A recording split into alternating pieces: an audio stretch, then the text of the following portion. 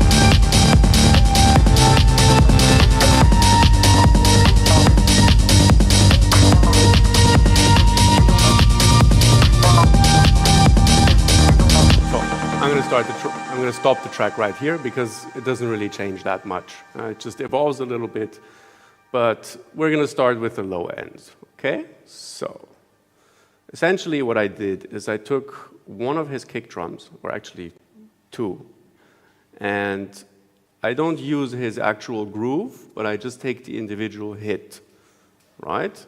So if you look here, his original sound is called Tor 8 kick drum, sub, and bass, which I could show you right here. Yeah, here you go. So that's the original. So that's his original one. It's also it's already mastered. So what I do is I take his and then I break it down here, and I take the first hit, right? So you can hear it.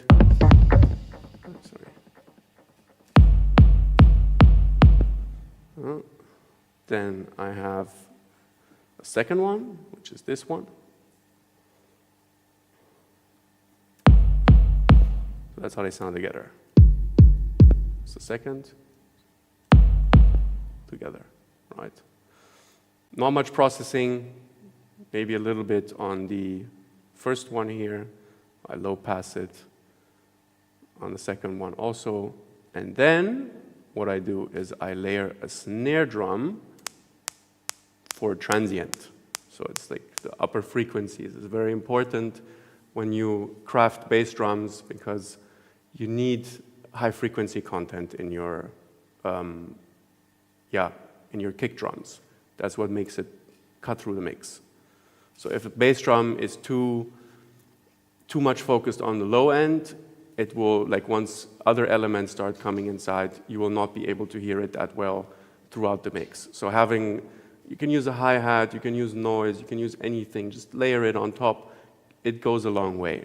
So that's without, that's with. Well, it makes quite the difference. Yeah, go ahead, yeah? Why did you use two gigs? In this case, I felt creative. So I thought like, okay, maybe combine them. Actually, it's a great question because normally speaking, I would craft my own bass drum with synthesis. So maybe if there's some time left, I can show you that. I'd use like a synthesizer, like operator, and I'd use sine waves and noise and whatnot and pitch envelopes and just create my own. But in this case, it was, you know, I wanted to combine, because what I did is I took all of his elements, but I still made them mine. Because other people, the way they remix is they'll use loops and like finished elements and then just do a sort of a collage, but that's not what I did. You'll also see with the synthesizers, like it's a completely new sound essentially. So it's like alchemy. So I'll take his elements, just concoct them, and then make something new, completely new. So that's for the kick drum. Now the sub bass, similar process. But in this case, I did only use one sub, so no layering here. So you can see I just essentially cut out one element. I low passed it, so I'm only using the lower frequencies because, well, sub bass speaks for itself. Yeah? The pattern itself is also quite simple. It's just these 3 hits that come after, so it does not play at the same time as the kick drum in order to avoid clashing.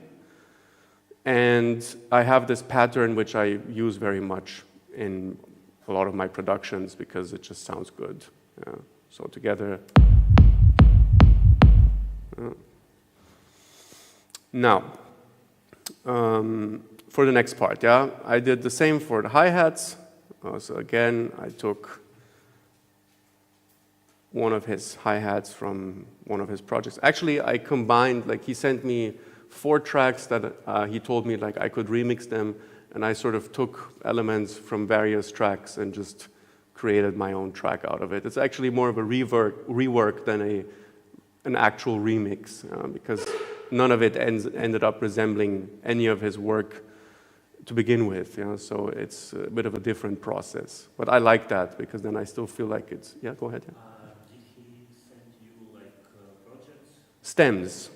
So just audio files. Yeah. So I didn't have any access to his MIDI or anything. Which it's like you're getting a sample pack. It's the same. Yeah, just that I would not use the samples like some people would maybe use the loop, right? And then they would maybe add some stuff on top of their own, but I'm using the individual hit, which is then like I can create my own rhythms and my own patterns with that, right? I would do the same, by the way, if I would work with any sort of sample pack. I just extract a sound and just make it. I use the same also on my Octatrack or Digitact. I don't like working with pre-made loops. It's just not, I don't know, it feels wrong. It's someone else's pattern. The sound itself can be reworked in different ways, like pitched up, pitched down, looped, and create like a completely new sound out of it. And I find that much more interesting than using someone else's loop, because it's theirs and not mine. So, and again, like I'm not trying to reinvent the wheel here. Like these are simple patterns. Yeah, I mean, sometimes simple is the best. It's like making an egg dish. You make scrambled eggs. It's not, but if you make them good, it tastes nice. So that's what I did. Just took this one hit. Same for the open hi-hat. Just that the open hi-hat, I did a little bit of a different pattern to have this with the lower velocity here. So in order to have the velocity really have that impact, you have to increase the velocity to volume parameter here. And then it creates this nice sort of bouncy hi-hat. So if that were down, different, then sounds nicer. Then I have a clap, which comes in much earlier, actually. Also, again, from him.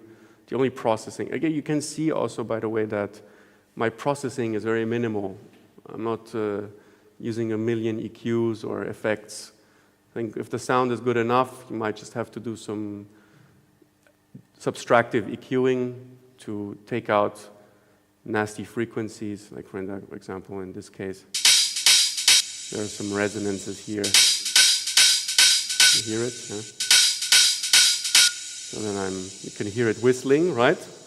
And then I just take it down. Sounds much better. Actually, there's a third one here. I can see it. I didn't take that one out, but it's fine anyways. Next width. Sounds sharper. So without, it's a bit more dulled out, but it's nicer in the mix, in my personal opinion. So I find a little bit goes a long way. You should rather choose a precise sound rather than having to EQ, like putting 5 EQs and God knows what. I mean, each to their own, right? I just find it much more interesting to use a good sound to begin with. It's the same also when I work with my Octatrack or Digitakt. I don't want to have to do all sorts of crazy stuff with it. It's better to just use a good sound to begin with. It goes a long way. Right. For the next part, the interesting side is literally on the lead and the bass lead and the main lead. I'll explain that to you in a second. So the clap, again, it's just a simple clap. Sorry. I like to use this amp plugin. It sounds really nice. It adds a lot of high frequency content, but in a controlled way. So we can listen. It's subtle, but I really like it. So it makes it brighter. And again, in the whole mix, sounds nice. All right, let's go and look at the lead sounds. Also, another thing I haven't mentioned is that I do processing on my drums altogether. So I will sum them, and I will create these processing chains that are, I would say, a signature of my sound. I teach private lessons, and I often show my students how to do that. It's to glue the drums together, and it's just very nice. It sounds much more, put together and cohesive, right? Another thing which is also very important is you want to tune your drums. So your kick and your sub, even your hi-hats, they all should, because every sound has a particular pitch, right? And they should work well together. Like, first of all, of course, their placement, but that can be rather simple, as you can see, for example, the kick and the sub together. And then you add, bit by bit, all these sounds. Let's take the leads out. So essentially, like, you want your drums to stand on their own. If the drums are good, you can start adding the leads and the bass and all the other sounds that you want as your main elements, right? So that's usually an approach of mine. But you can see here that without the processing, how it will sound. So if we... Still sounds good.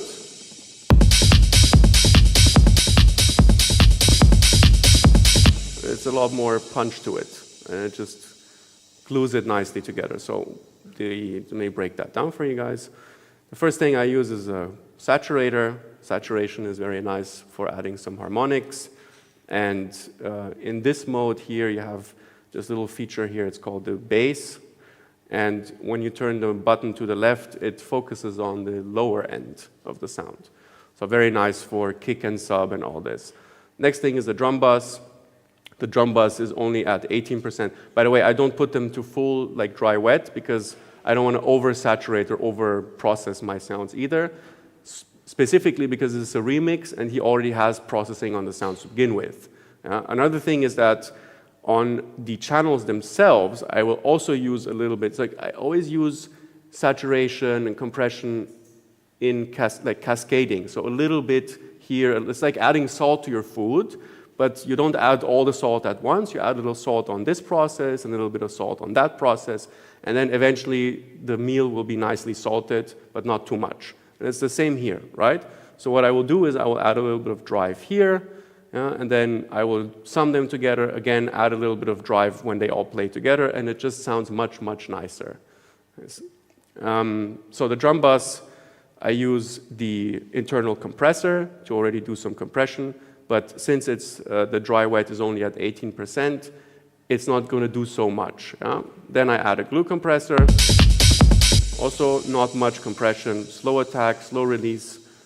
The slow attack will focus more on the sustain part of the sound, so it will not process the transient of the low end specifically.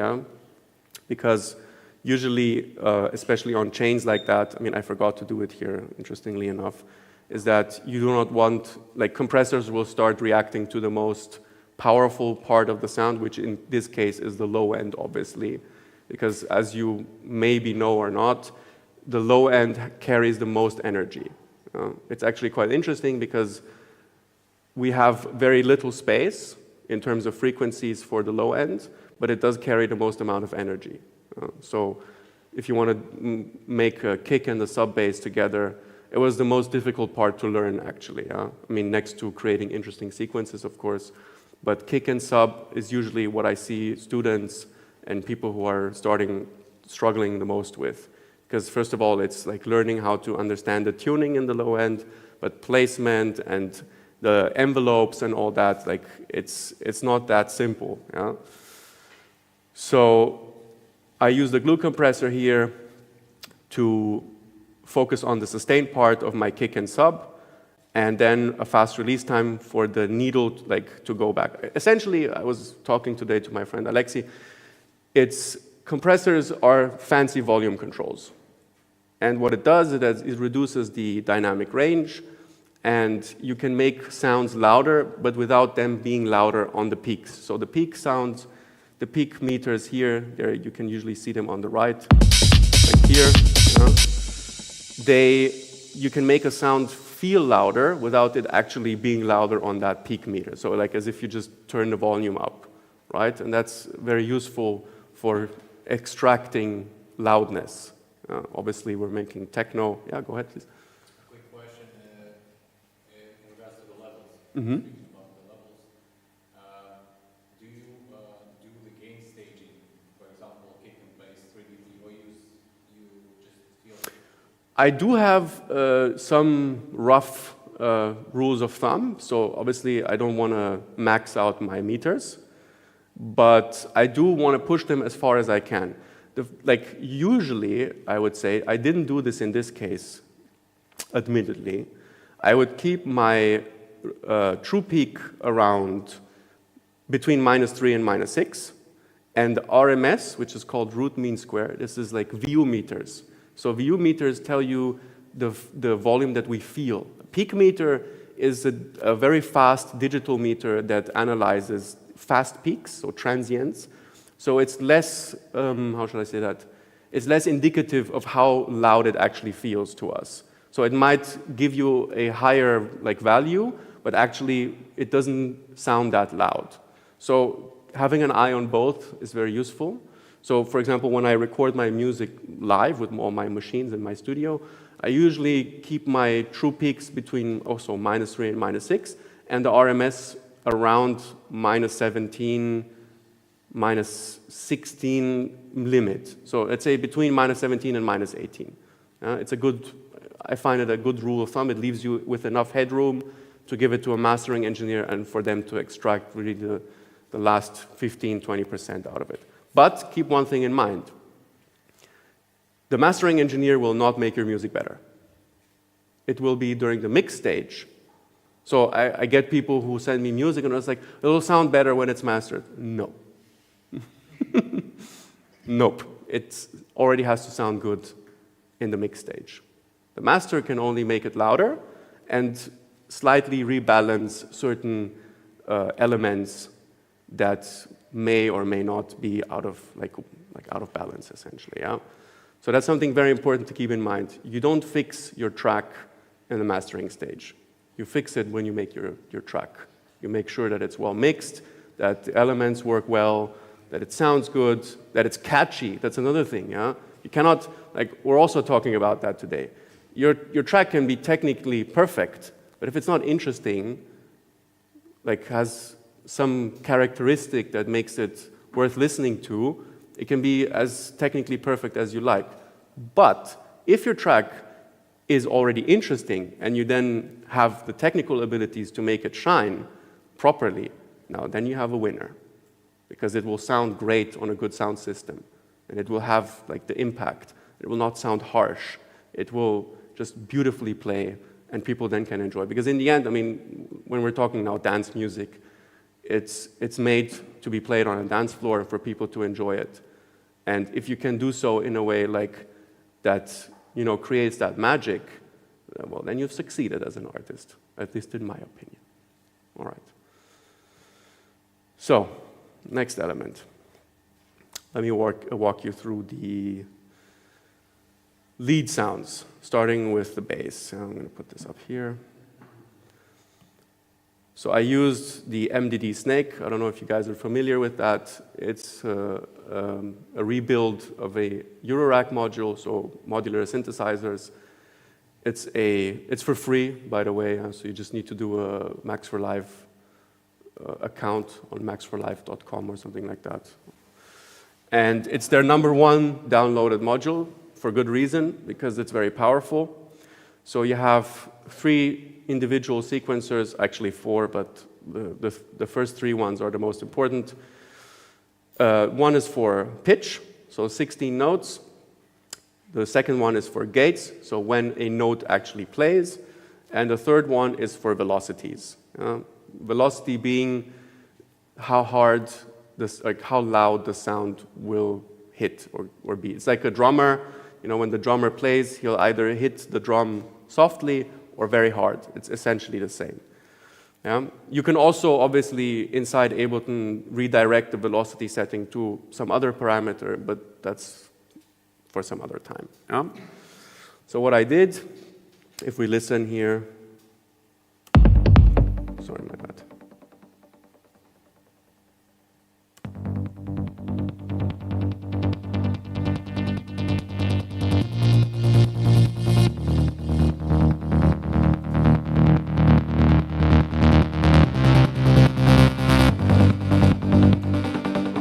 I did this pattern, and what I did is I took one of his original sounds, so the synth texture, and I created a so-called single cycle waveform, actually even less than that, because a single cycle in this case would be actually a bit more. It would be from, let's say, here to about here.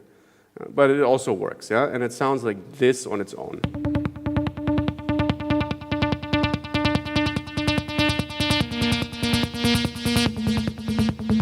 And then I found its tuning, and I layered a regular bass sound underneath from analog. So, and then together.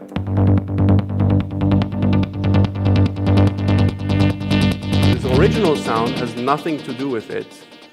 So if we listen, let's find here, la la la la, gamma, synth and texture. So let's check this out.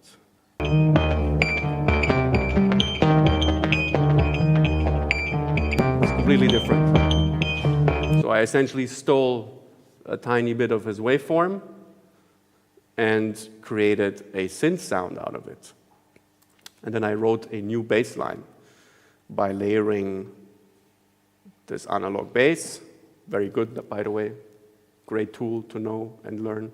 I can recommend it to everyone. And on its own, it's like this, analog. Oh, sorry, my bad.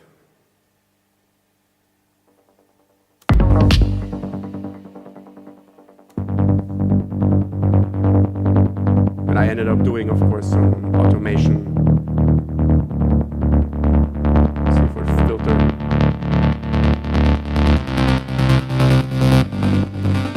Together. add some higher frequency. It gives it depth. So with.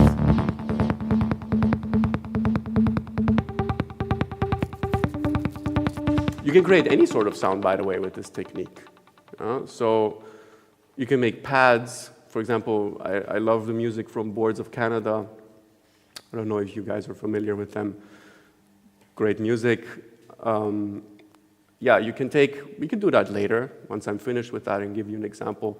I was anyways thinking of showing you, after I'm finished with this, how I do some atmospheres from scratch, and maybe one of those pads with this method, because it's a really nice method. You can literally take any sound, any waveform. It could be a bass sound, a percussion sound, whatever you come across, a voice sample, and create a single cycle waveform and turn it into a oscillator, essentially. So yeah, I wrote this simple bass line here. By the way, I also obviously kept things in a certain, I mean, no, actually not. It's just one note. So it's super simple. It's mega simple. You can see it's actually just one note. But what I'm doing is I'm modulating the, what's it called? The transposition. So the entire sequence is constantly transposed. So it's just one note. It's like a bit like an arpeggiator, essentially. But it's like a fancy arpeggiator. Why do it simple if you can do it complicated, right? So you see, this is the main note.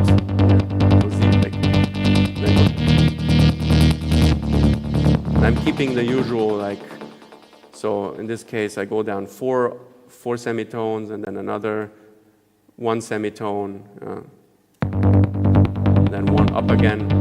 This is 8 bars.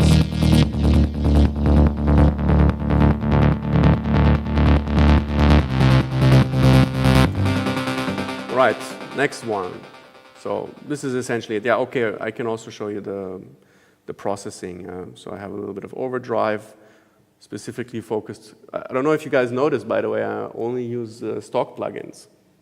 So no fancy schmancy bullshit, huh? Like anyone telling me is like, yeah, I need to buy this and that. No, you need to learn your tools well, because it's not the gear, it's the ear. And it's very important.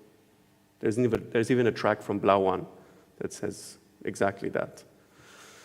So make sure to learn your tools well. Operator, analog, simpler, your saturators. Now there's even new in Ableton 12, there's like all these new like Roar, amazing stuff. Yeah? No need to buy all these plugins. If I started migrating to Bitwig. Bitwig is even more powerful. It makes Ableton look like a joke, essentially. I mean, no shade to Ableton. I love this. I've made some great music with that.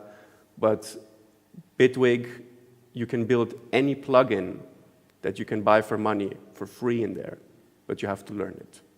So for those who want to go that extra step, I can recommend the software, okay? Now, the next one is a bit of a delay. I like delays. And then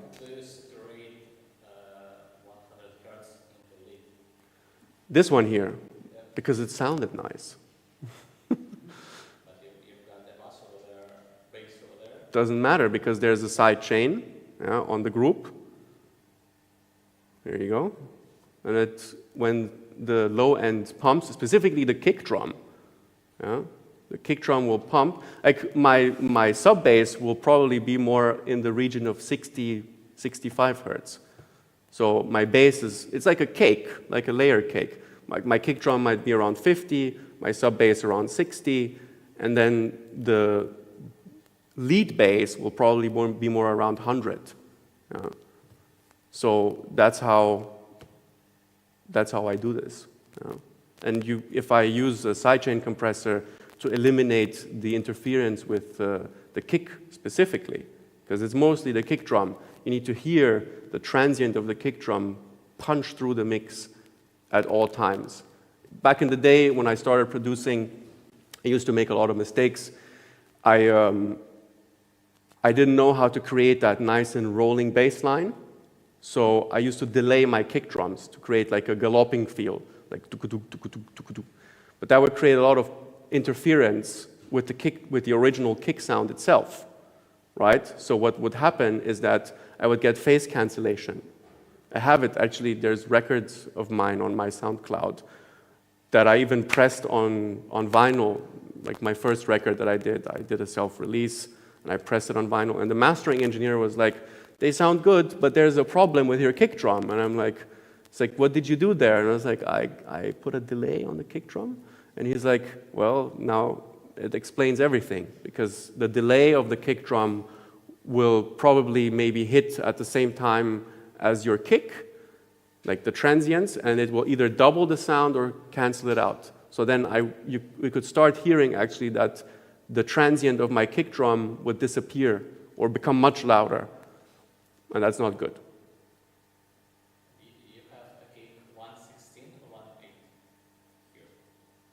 Sorry, what? The length of kick in this project is 1/16 or 1/8?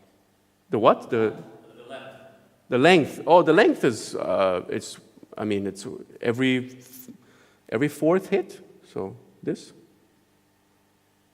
No, I mean in milliseconds.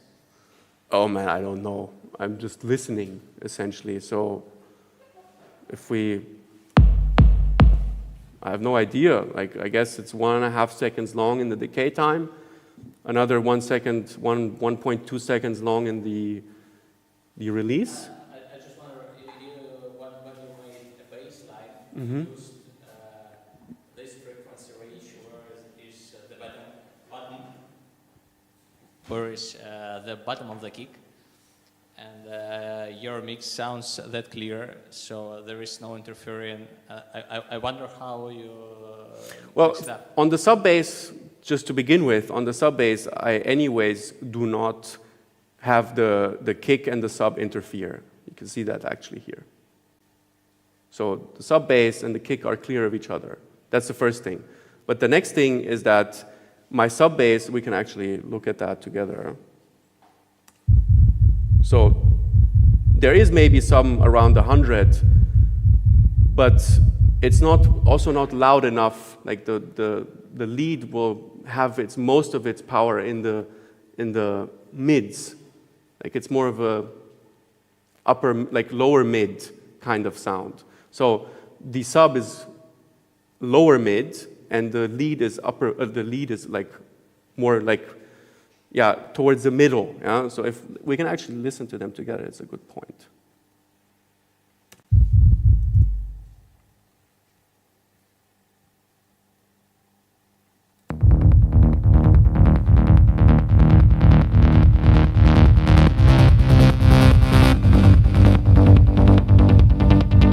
Also, I cut the lower parts here.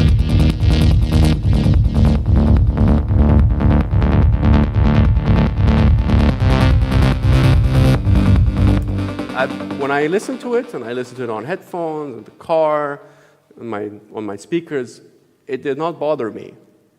So I tried various things, in order to make sure that there's no problems there, and then I approve it. Like, I'm equally the maker of my music, but also the judge of it. So if I'll go through various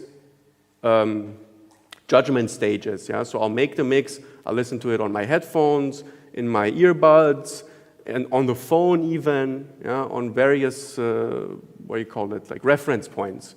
Yeah? And in the car, you can usually tell if the mix is a mess, it'll sound all off.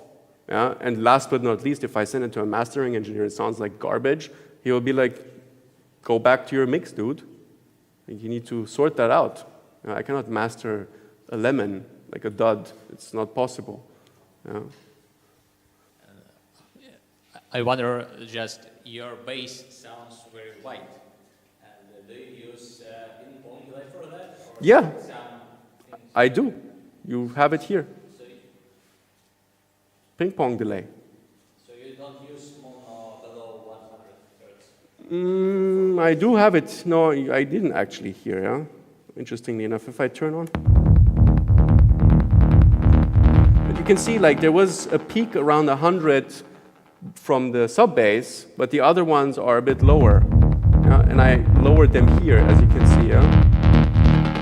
So if you look at the bass sound, so the lead bass, not the sub. I say bass is my lead bass, and sub is the sub, right? Two distinct things.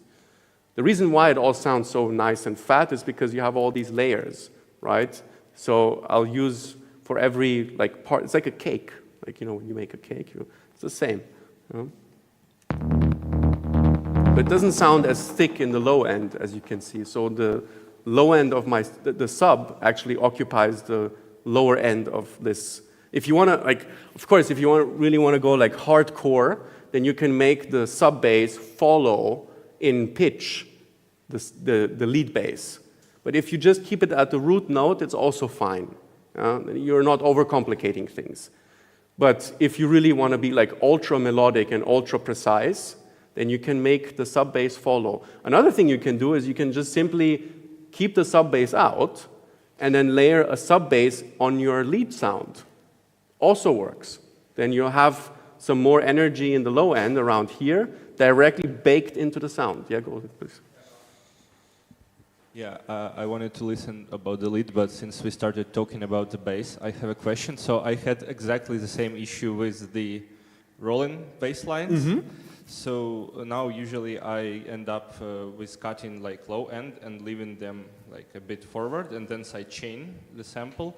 But my question is more about the actual sub. Are you using the sub always in your mix, like the rolling part, or?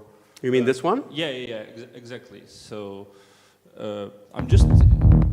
Yeah, it's constant almost. Yeah, this one. So are you using like sub sequence always, or sometimes you just leave the kick? No. No.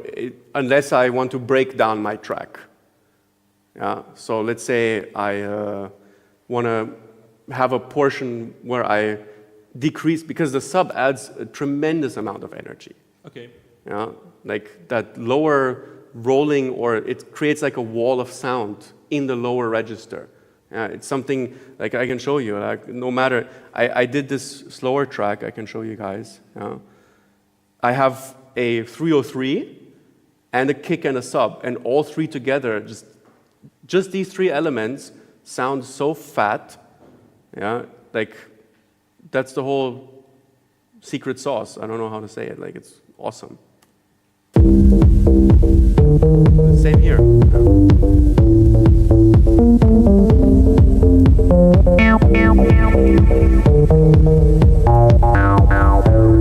So you have the bass line, and you have a kick and a sub playing together. The bass line will be slightly on top of that sub.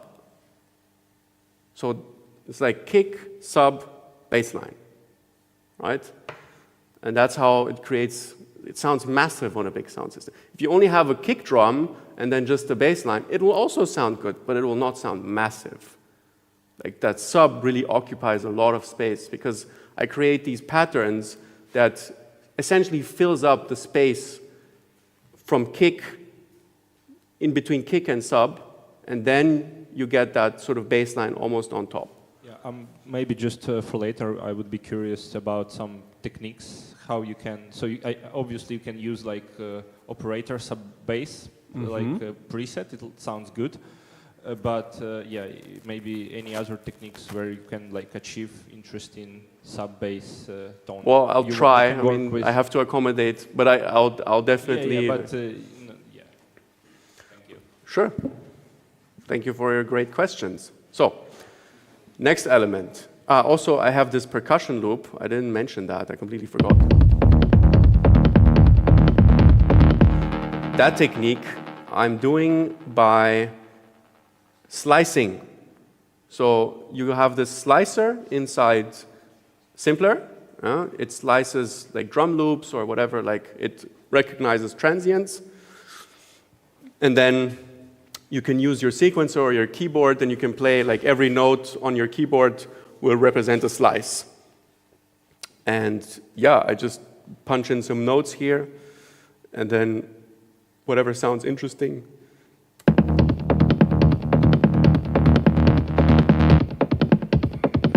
So together. So it's nice and driving. I mean, on nice speakers, I mean, not these are also okay speakers, but on really nice speakers with a nice sub bass, it sounds fantastic.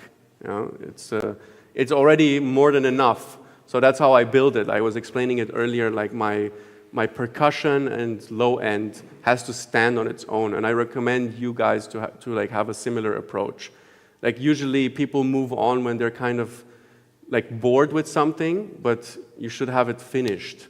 Like your low end and your percussion should stand on its own. You could literally play it on a sound system, just that, and it should sound good. Actually, it should sound great.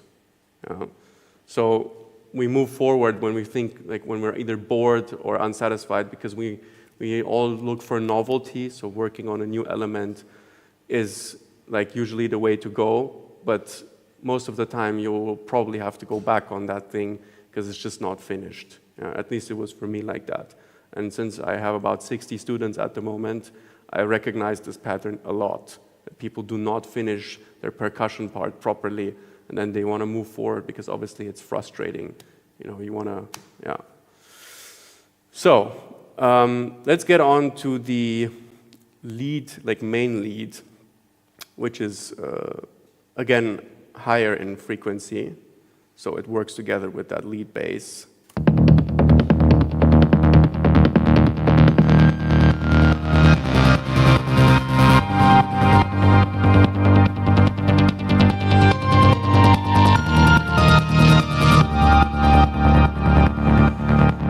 A bit reminiscent of these like 90s tracks from Faithless. You know? Here I did the notes myself, so I know scales. You know, oftentimes I like to keep my stuff in minor scales, and then I just played it on the keyboard literally along the bass line and found some nice combinations. And I recorded that, and that's the recording of myself playing this pattern. And for the synth part, it's the exact same method that I was mentioning earlier.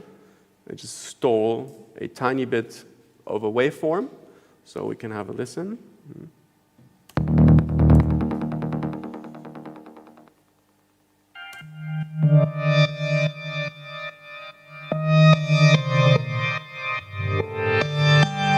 Oh, sorry, that's the drift, my bad.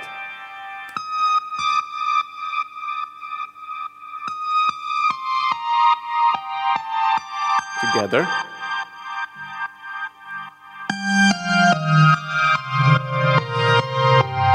Just makes a richer sound, and that's beautiful. At least I find it very nice. It gives it depth, plus layering stuff. I mean, you have these old machines from, what's it called, Roland, the JV 1080 or whatever, and it's exactly the same technique. So they'll use like multiple sounds and stack them on top of each other. It creates these lush, rich sounds, but it's because it's layered. And layering makes your life easier because you'll press one button and you'll get a pretty decent sound out of already pressing one button. So the work is done beforehand, and you just play a few notes and you'll have a pretty decent synth sound. I like that technique a lot, so that's why I use it. As for the processing, just a bit of chorus to give it some width, autopan to let the sounds go a bit left and right, not too much, some reverb. I like long reverbs because they create like beautiful, lush atmospheres in the background, but keep the dry wet not much more than 50% because otherwise it becomes a little too sustained, the sound. And of course, I used a sidechain from the kick to give it that pumpy feel in order to not interfere too much. If it's too sustained, the sound, it becomes, I'm almost finished anyway, so. Last but not least, I had this vocal recording. So we can listen to it on its own.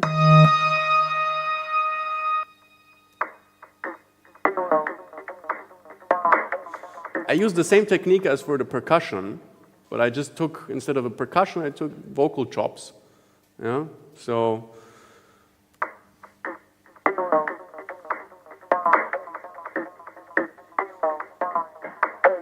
and to, again, for the record, I kept this project relatively simple. Usually if I do sound design, I'll use a lot of LFOs and modulators and things like that to really alter the original sound extremely.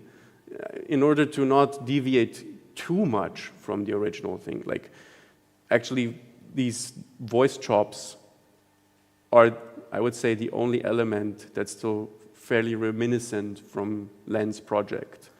So he ended up calling it Voices Remix, because that was like that one thing that stood out that was reminiscent of his old project. So if we were to play it, it's like Voices SFX here. 009. You can hear that. And I just created a percussion out of this. And then I recorded it. So this part is the recorded vocal percussion. So if we listen to it.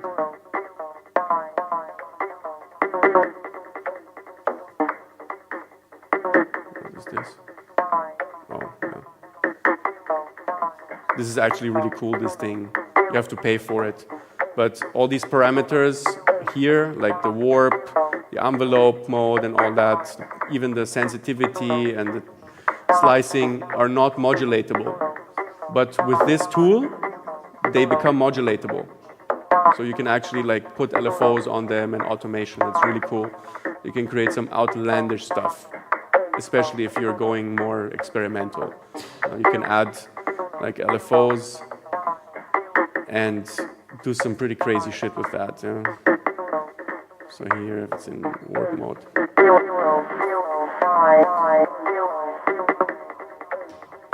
Stuff like that. Yeah, you can see it now moves.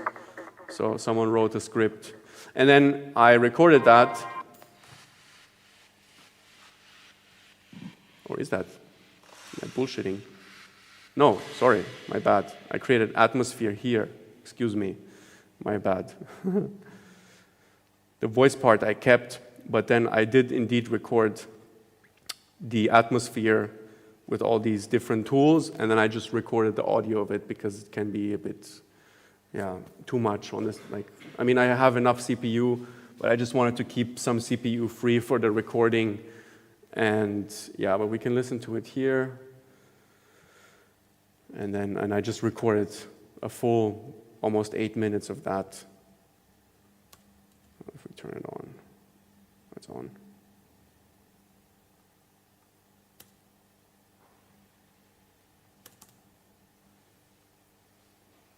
Right. Interesting.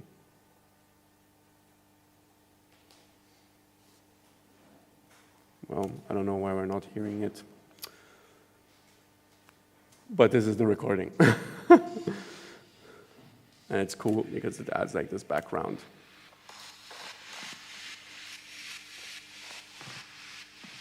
It's like a, when you have a painting, and this is like a nice background, it just adds depth to the whole thing, together with this.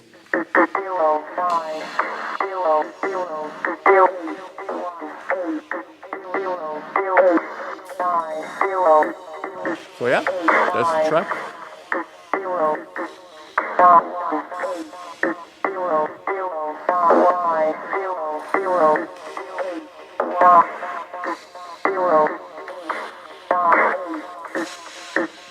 Can't hear this.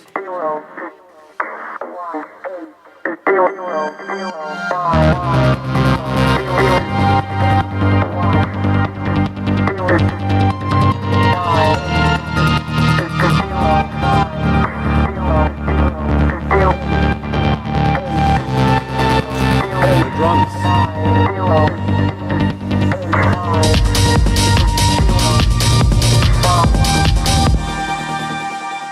Thank you all.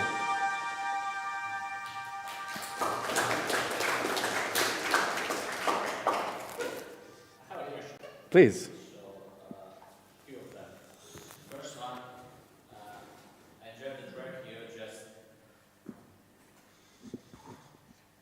I enjoyed the track you showed us on MP3 or Yeah. whatever. Yeah, and you told us there are three elements. Mm-hmm. Basically, there is a sub, but very low of it. Well, it's baked into the kick drum. I have another example where I can show you that. These are my favorite tracks. So these are all still unreleased.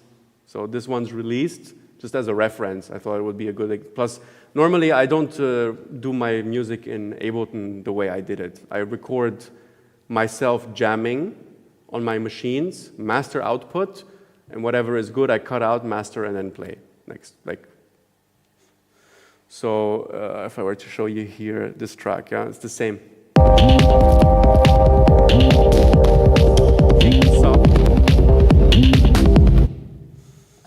The question is I wonder how you decide how much sub to add, because personally there is a problem between adding sub and filling wide low end and to feel enough pressure. Mm-hmm. How do you decide? Well, a great thing is you have to work with tuning. So that's the first thing. Tuning? What is tuning? Tuning pitch. Pitch. Okay. So the relationship between your kick and your sub, the pitch. What do you pitch? Both. So let's say you have a kick drum at 50 hertz. Okay? Then there are mathematical relationships. So it's like playing a chord, right? So you play a chord on your keyboard, but just much lower. And it's just more percussive. But it's still a chord, right? Or like a scale. So let's say you're playing a C minor scale. Yeah, you have C, D, D sharp, and so forth, right? You have to keep within these notes, within these relationships. Like, if you use like 808 kick drum, yeah, it's 50 hertz, it's about G0, F0, or F sharp 0, and you can then have a bass line or a sub that's just 5 semitones higher. It'll sound in tune with your kick drum, for example. Yeah, go ahead, yeah? Just to that question.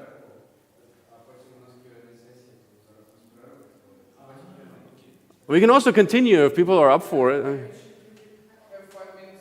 Okay, sure.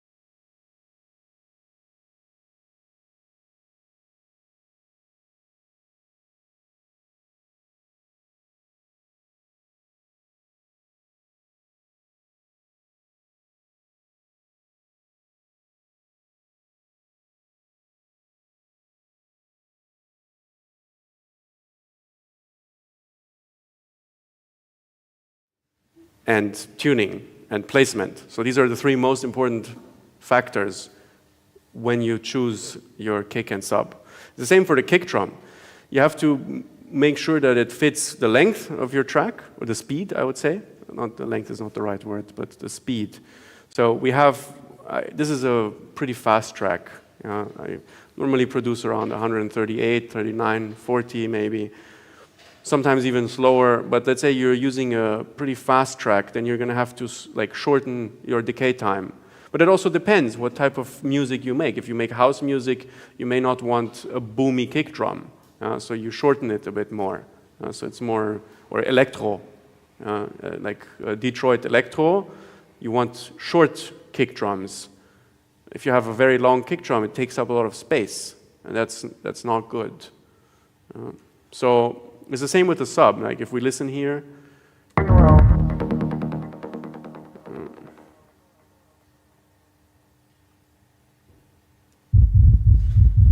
me show you how it sounds if you shorten it.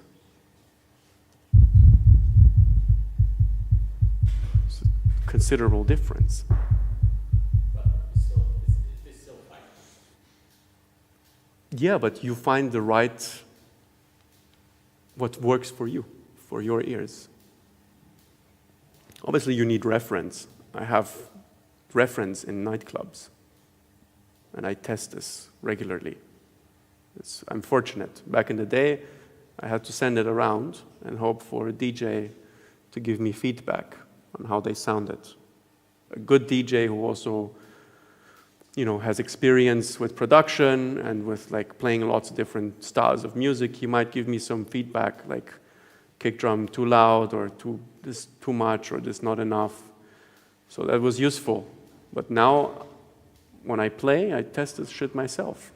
So I can immediately tell, oh, okay, this is too much there, or that's not enough, or whatever. And that's how you, plus again, having multiple references. So from your phone, laptop speakers, monitors, your car, I don't know, K41, wherever, just test it and see how it works. And if you have a friend who DJs, then give it to him and let him play it if he likes it. That's useful. Because ultimately this music is meant, and we're talking techno or house or whatever, this music is meant for the dance floor. So this is the ultimate testing ground, the dance floor. There you can directly, like, the ultimate dream of a music producer is to play the music at, let's say, peak time, dance floor's full, everyone has a great time. Your track comes in and people go crazy. Everyone starts screaming. Well, there you go. You've succeeded in your art. Because the track sounds great, everyone's enjoying it, and then it becomes nitpicking. It's like, oh, okay, that hi-hat could have been half a dB louder, but that's really like only for the perfectionists, right?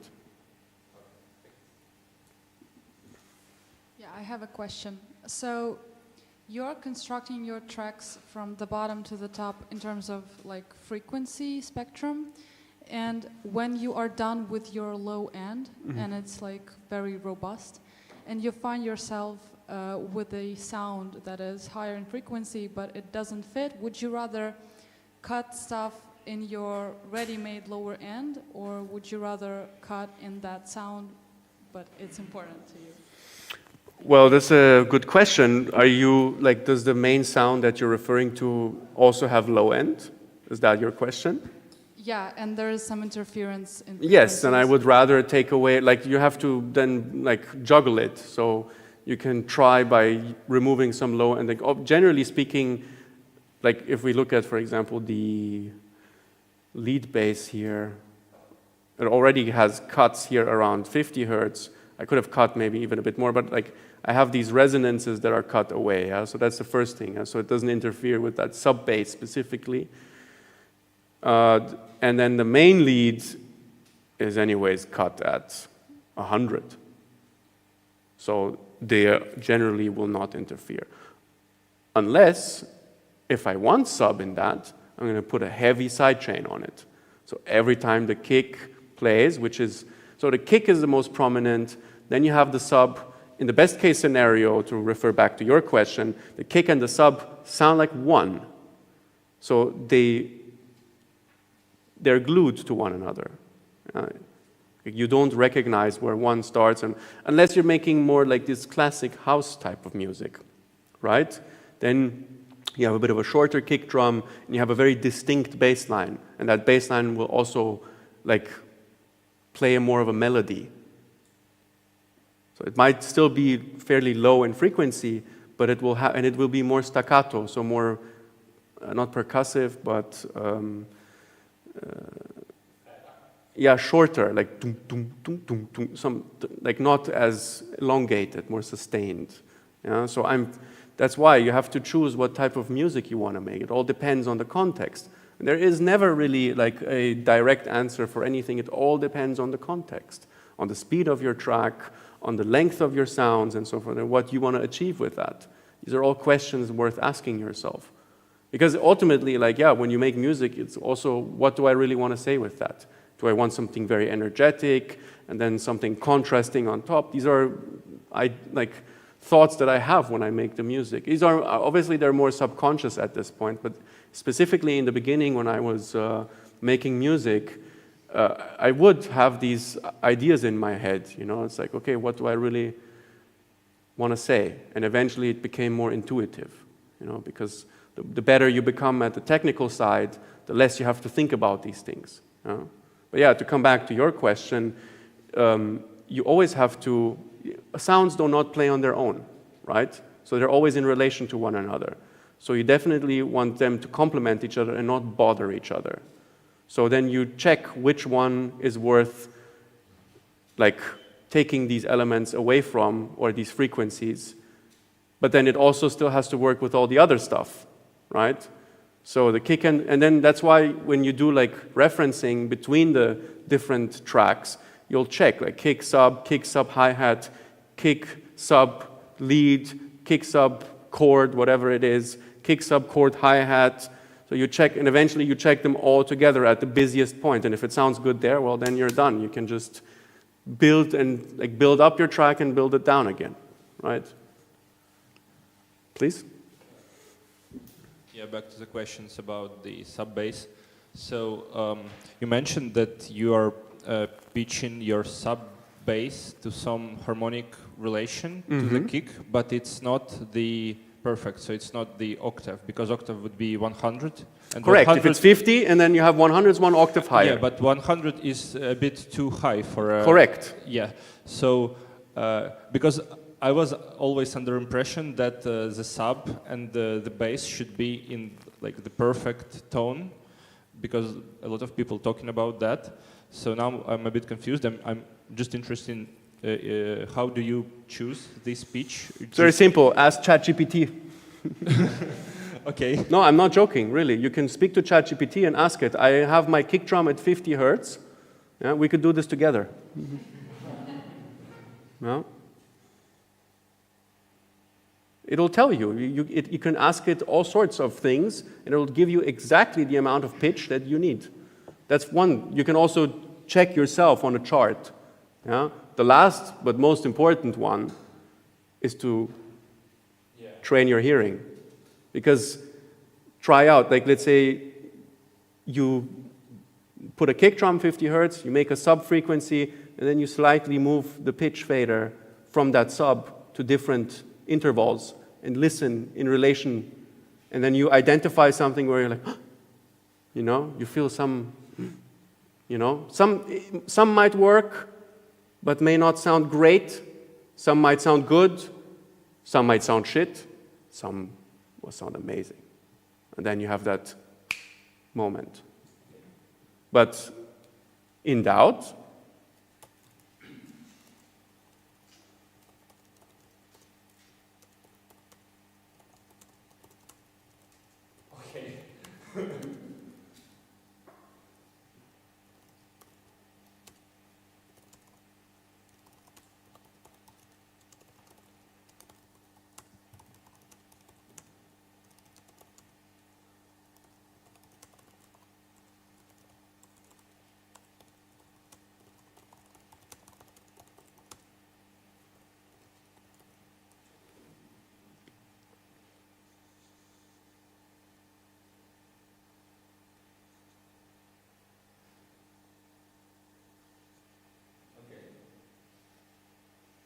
You're welcome.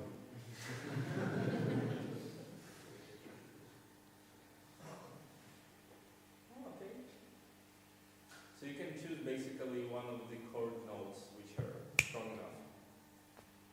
And it should not be the same as kick, but it can be a chord tone. Well, it sounds kind of unnecessary if it's the same frequency as the kick. Yeah, exactly. It's just like kick, kick, kick, kick. So obvious, but I didn't do that. Well, now you do. Thank you. But yeah, I mean, you can also just deduct it yourself very easily. Yeah? You can take 100, like you have 50 hertz, 100 hertz, the middle between 75 hertz, the middle between 75 and 50, 62.75, the middle between these two, and the middle, and the middle, and the middle. And you're always, and you can also get 1/3, 1/4. There are mathematical relationships. Music is math. There's this famous song from Boards of Canada. Music is math. It's geometry, applied geometry. I used to suck at math in school, but now I'm teaching this shit, so it's quite interesting.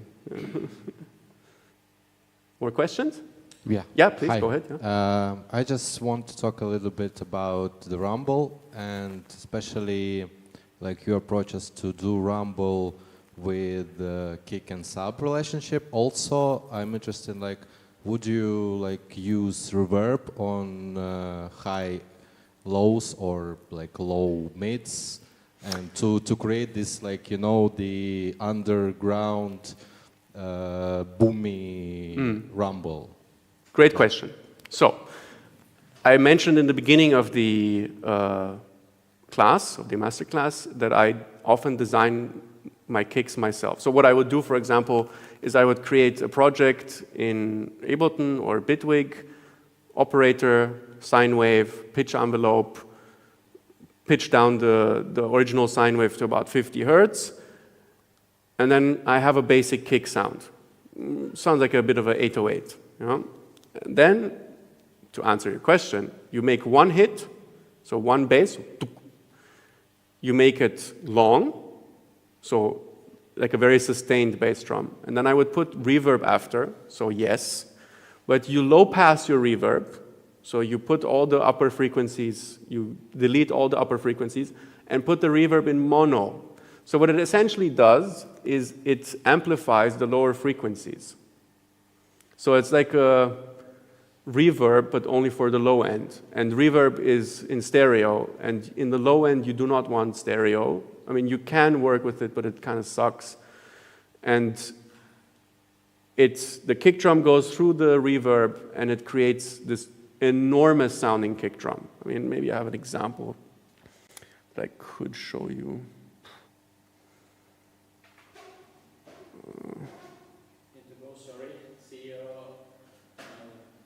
Yeah, see you tomorrow, yeah.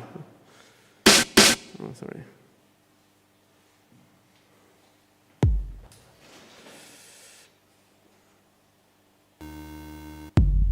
Yeah, there you go.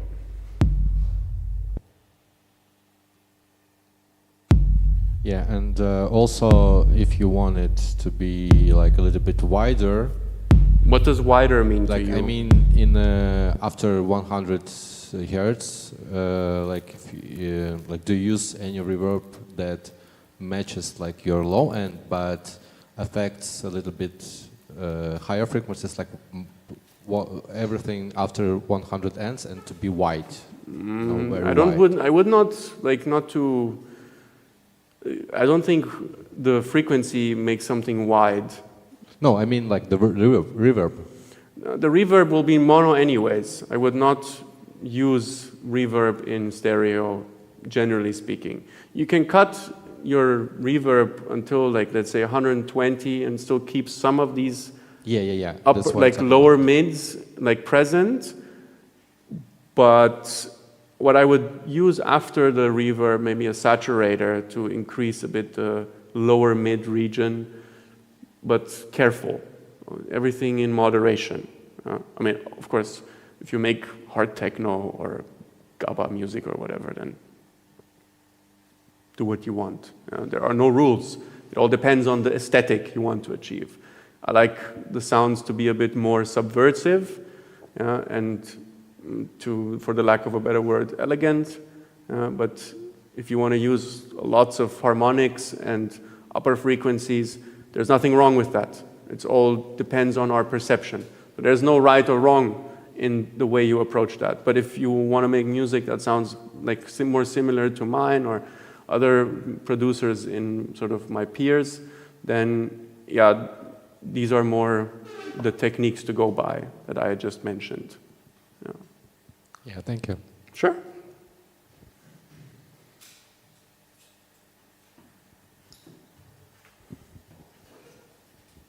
I have a question. How do you approach creating of remixes? I mean, not technically, but ideas. Ideas. It's clear, yeah, but maybe, I don't know, maybe you jamming and define, how to create, or you may have some ideas before you start modifying stems. I am working on a remix right now, so let me show you real quick.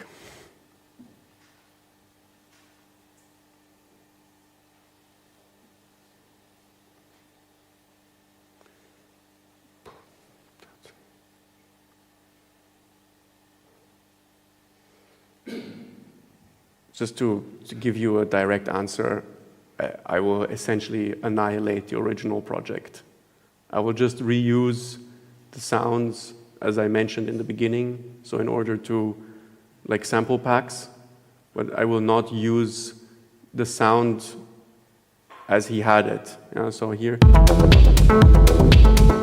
so let's say we take the,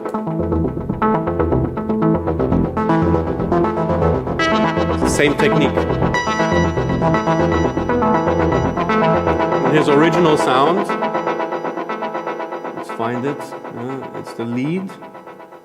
So if we go in here, I mean his lead has nothing to do, oh sorry, there it is.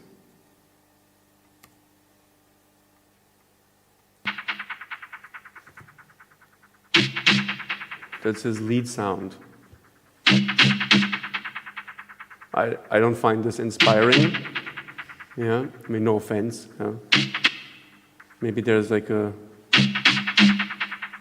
more of a percussion sound. Yeah, a bit more like kind of a synth. And I constructed this out of it. So I'll make my music, but with his sounds. But that's a very particular way of approaching remixes. So, to summarize, you taking those stems as sample packs and just create your sound, which let's say. Yeah, it's my usual method. Let's say it's just extrapolated to the Ableton or Bitwig on board, right? Because normally I would do this on my machines, right? Like, I mean, you can take a funny example, which is Aphex Twin. Aphex Twin, when he was asked to do a remix, he would just give one of his older tracks away and say, like, this is the remix.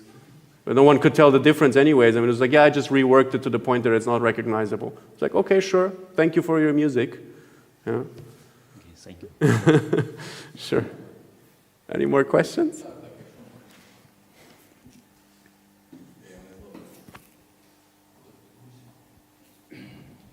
First of all, thanks for all the great stuff that you have You're welcome.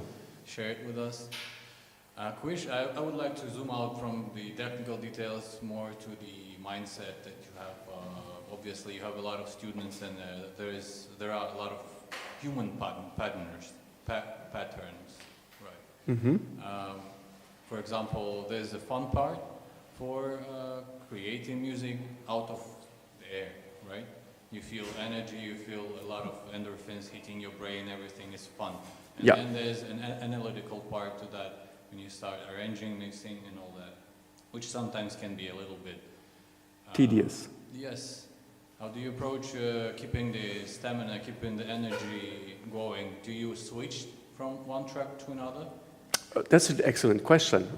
So what I would do is, in order to make that process fun, is I would jam and record the MIDI. So you can see here, you can, sorry, let me just put that away. I can select all the individual tracks and have the MIDI kind of selected, yeah? And then when you record into arrangement view, it'll record everything. And what it does is that you can just jam around with all the MIDI tracks you have, and then it'll record it like, I don't know, 10 minutes long, 8 minutes long, however long you feel like jamming, and then you can cut out parts which you don't like and edit, let's say, the automations that you've been playing with. Yeah? Like, I don't have a MIDI controller. You might need, like, I don't know, you can use your phone. It has this program called Touchable, and then you can just, like, you know, do the automations manually like that, like filter cut off or envelope, or add some reverb on the... What I also do, by the way, is I'll map sends. Like, for example, I can press Command K, yeah, put the 1 here on my keyboard, and when I press 1, then I can then use it, my keyboard, like as a MIDI controller sorts. So these types of things, you know. But that's how I keep this process more fun on the computer. Because obviously, like, to have the luxury of having instruments is much more fun because it's more hands-on, right? So then you can record jam sessions, and then, I don't know, like, I like to record my jam sessions in one go so that I don't have to go back on it, because I find that to be very tedious. Because you'll get it into your mind and into your brain, and, you know, you feel like you're listening to it for the millionth time. You get kind of fed up with it, you know, and then you feel uninspired. So, you know, one way to remedy that is to just record myself for a long period. I mean, I can give you guys an example. I'm recording some stuff here. There we go. Cosmic. We're gonna record. Let's find.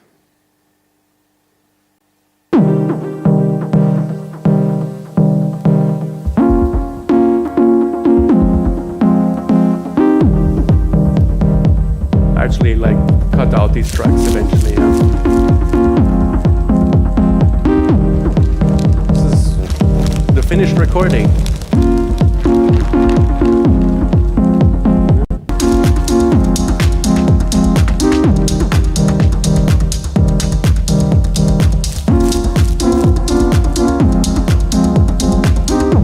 There was a slight imperfection there. I think I was adjusting a chord or something like that. But it's baked into the recording, and I don't fucking care. Because it's part of the imperfection, and I like it. And I'll play it, and no one will notice it, only me. And even then, I was like, it's fine. There's tracks of mine where I recorded myself adjusting, like, the hi-hat length or the pitch of the hi-hat. It's baked into the recording. I don't fucking care. It's part of, like, you can hear the process of how I make music. That's very nice. I like that. So that's one way to remedy, like, this sort of boring aspect of, because there are parts of music production that are tedious, I agree, and they feel like laborious, like, ugh, you know. And I'd remedy that by just recording myself. You have limitations because you have only 2 hands, right? You cannot do the cut-off filter with your teeth or whatever, you know. But you have to do, or you have to sequence with your hands. So you do one thing here, and then one thing there, and then just have the sleight of hand, like, be quick. But yeah, these are some of the ways that I guess work. But you're limited. Limitation is good, though, right? Limitation breeds creativity. So it gives a lot of freedom, actually. It's controversial, but another quick question. Do you work when the inspiration hits, or you work no matter what? That's a very good question. So, I used to work a lot more when I didn't have inspiration. Nowadays, I have to say, admittedly, that I'm busier in the studio when I feel more inspired. So, it's something that I actively want to work on, because mastery and true, like, skill doesn't come from working only when you feel like it, but when you don't feel like it. So sitting in the studio and finding ways to become inspired. Because one of the things that I've been noticing lately, that I make music, I have been making music in the last few years a bit more with this thing in mind that it needs to work on the dance floor. And in the beginning when I started making music, I was a bit more, how should I say that, open, even though I had much less knowledge, technical knowledge, and also about the music making aspect, I was more inclined to experiment and to do stuff that had no goal, even though it may not have sounded so good. And that's something I definitely want to get back to, because the idea is not to make music for a label or for a dance floor. I mean, there's nothing wrong with that, right? If you want to make dance floor music, that's good, but not with the goal in mind to please others or to have it released on a label or something like that, but to make music to express yourself, to say something interesting. And I think that is the best music you can make. And that expression will be heard, even if at first it might not be technically perfect, but that intent to want to, just purely express how you feel, what you think. Music is an incredible vector for that. And I can encourage all of you to do so, because the label will not release your music if you make it for the label. It will release your music if you made it for yourself. So that's something that I can definitely recommend. My best music and the music that had the best reaction, I only did it for myself. So I don't know if that answers your question. Thanks a lot. Yeah, sure. Yeah, please. Cool, more questions. I love questions.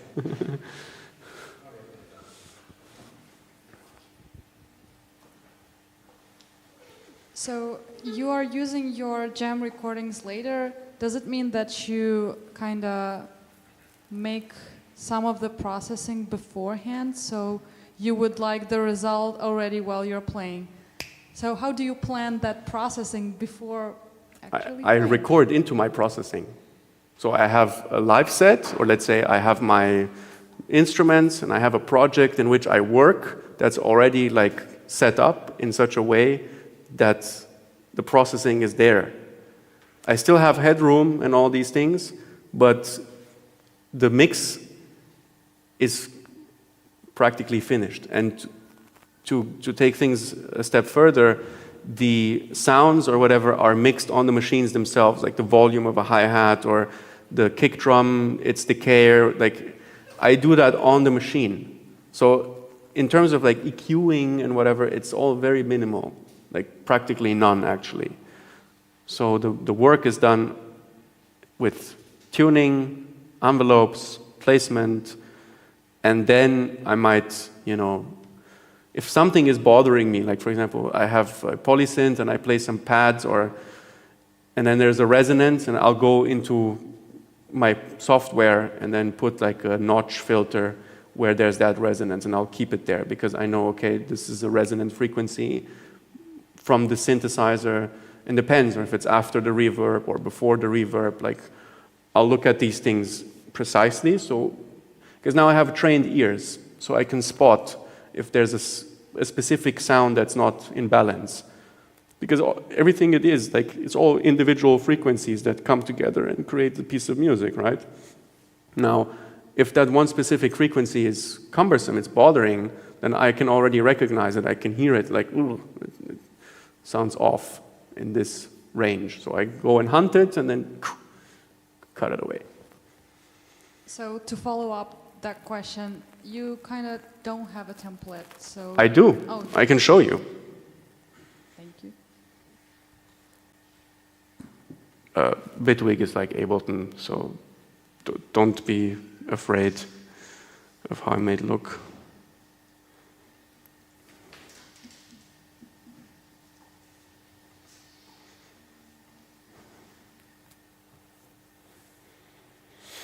So, I have my drums.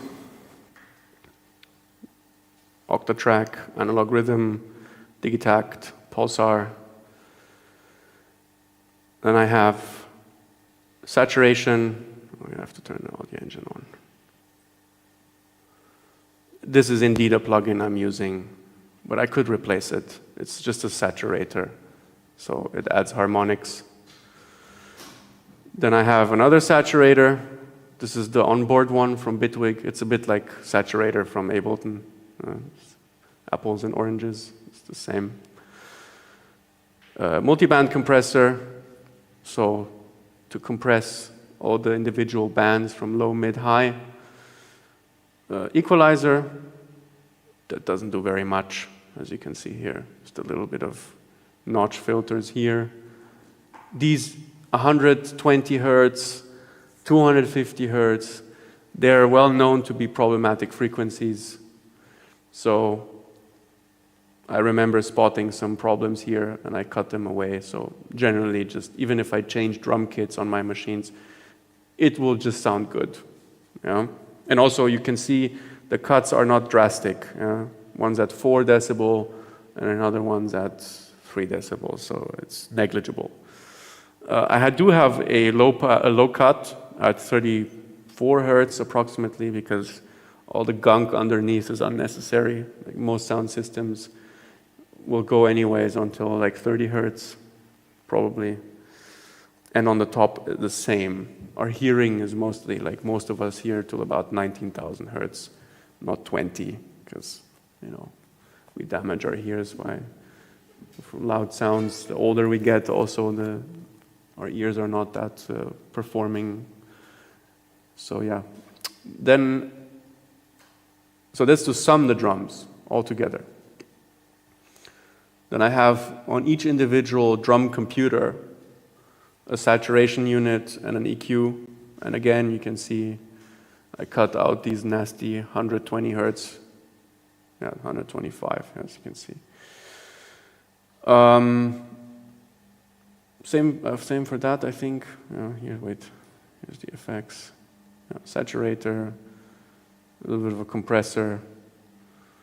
And again, the usual, as you can see. Just that 125 hertz is nasty, really. Like, when you put it up, the whole room starts, and you know you can just cut it. The best would be obviously to have a ton of dynamic equalizers. So the dynamic equalizer, what it does is like it cuts a frequency only when the threshold is passed. It's like a compressor, but it does not interfere when there's no sound, but doesn't, like, more or less the same because these frequencies are nasty anyway. So digitact, same, saturator, equalizer, same stuff. Because I do these sub-basses, yeah, and the sub-basses usually have issues in the 120 hertz region, so I just cut them, because I cannot do it on the machine. The machine itself has only like a low pass and a high pass, and like, speaking of limitations, yeah, I have to choose a good sound, but then I'll do the processing on the group. So these are all groups. So the whole drum kit, like kick, sub, clap, hi-hats, all come in together. So there's no individual like multi-tracking. It's all done on the machine itself. So I do the balancing and the sequencing and some of the EQing, I mean basic EQing, yeah? So it's like low pass and high pass. I do that on the machine. Then I have the synth. There I'm also a bit similar. Just I have slightly different EQing. And I don't know if you guys noticed, but I'm doing lots of subtractive EQing. No boosting. Boosting is nasty. Like mixing engineers do not recommend to boost. If you want to do sound design, that's fine, but mixing, it's recommended to cut and cut narrow. And if you boost, boost wide and softly, yeah, just a little bit. Be gentle with the boosting because you introduce, it's just nasty, I don't like it. Yeah? It works. And on the individual machines, it's a similar process as before, not to make this too long. And then I have this famous pre-master. So it's a bit like a mastering chain, but it's pre-master. So I still have a lot of headroom. So I do saturate, compress, and do all these things beforehand already. But it's done in such a way, it's done in a gentle way. So as I was mentioning in the very beginning of the masterclass, a little bit goes a long way. So I saturate on the individual track a little bit, then I saturate on the group, then I will saturate on the entire pre-master, but all a little bit. And all this together creates the sound that you hear. So this is how I record my stuff. And then it's kind of finished. And just a quick one. So you have big audio interfaces every... Yes, correct. I mean, the electron machines I can put in via USB cable with overbridge. Oh, yeah. So I have like 16 inputs, and I put in like my Prophet, my Oberheim, my modular, my Avalon, my mono. They're all going in like analog. Yeah. Okay. I also have a electron machine, but I run into issue when you export as an individual tracks. They don't have. But I don't do that. Mastering. Mm. Oh, so you just have like a. Master out. Just master out from the electron. Okay. It sounds nice already on the machine. Why have to make your life difficult? I mean, sure, you can do that, but it's like pulling hairs, man. Like, you make a good drum kit or whatever on the thing itself, add a bit of compression, glue compression, saturation, maybe a little bit of master EQing, done deal. I mean, at least that's how I do it, and I can vouch for it, so, yeah. Thank you. I also find it, I tried, but I found it too complicated. You just end up trying to configure, debugging, doing basically programming stuff. In the meantime, you could be doing music. Yes, exactly. All right, I think I have to finish. You guys can have one last question or Yeah. Okay? Yeah, finish? Thank you. Thank you all for your patience and for great questions.